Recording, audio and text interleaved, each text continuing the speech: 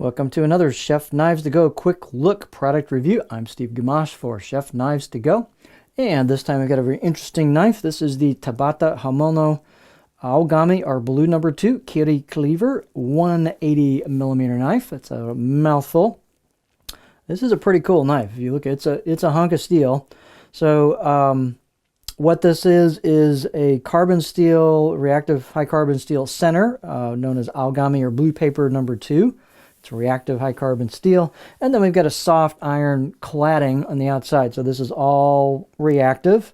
It will gain a patina as you start using it. There's no stainless on this.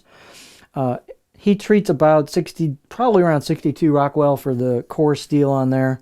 And then again, we have soft iron cladding on either side. This doesn't have any kind of Kudauchi finish. It's got just kind of a brushed finish going this way on it, and then kind of a sandblasted type of finish as the grind starts down towards the edge, and then you've got kind of the core steel peeking out through there. You can kind of see that line right there. So this is an interesting knife. Weight and dimensions could definitely vary on these a little bit, the way they're made. This one is 287 grams, or about 10 ounces in weight, and then the edge length is about 7 1/4 inches, or 184 from the tip to the back of the heel. Useful cutting edge. Overall length about 12.8 inches, or 325 millimeters. And thickness-wise, it's got a bit of thickness to it and a little heft. As you see, it's about 10 ounces. And so thickness-wise, I got about 3 millimeters here on this one at near the handle, right in front of the handle. And then halfway down, about 2.7. And then you've got this this kitty-style tip, kind of a reverse sword tip on it, like a bunka style, only a lot larger. And you've got that corner there where it turns. And we still retain a fair amount of thickness all the way down until we hit the grind. So the grind isn't really right here where that visual line is. It's more in here.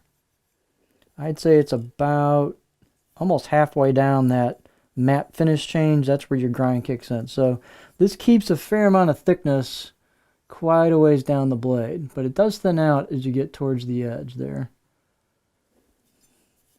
So stiff, yeah, you could say that.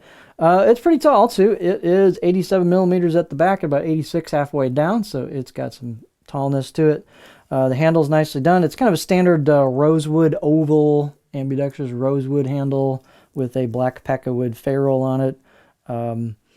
You've got some gaps here on the install where the handle got drilled out. So if you get a knife and you see this, you definitely want to seal that up with something so you don't get moisture down there when you wash it and clean it and use it. So whatever your sealer of choices, some people use beeswax, some people use an actual, more permanent solution of some type. So it's up to you what you want to use, but I would do something there. Let's see, I didn't get the beauty shot. Let's do that.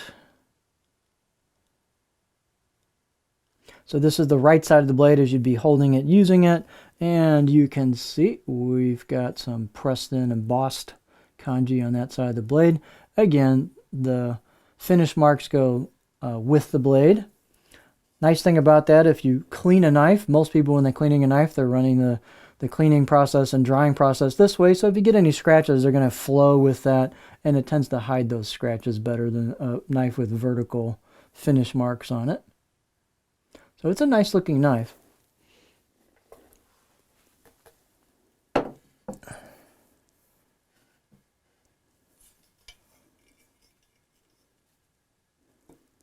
All right, here is our cutting board profile. So as you can see, it is fairly curvy.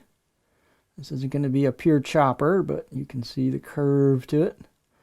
I'm going to say this is not a rocker per se, like you're not going to do a bunch of rocking as the tip. About in there, excuse me. About in there, you're going to find it starting to dig the tip in. But tip draws, oh yeah, not a problem. So this is definitely a very interesting blade. It's cool looking. It's got a really nice steel. This will sharpen up really nicely and take a great edge. So very, very interesting. And as you start to use it, you'll get a patina going on. It'll add character and look even more interesting. So that's a pretty bright.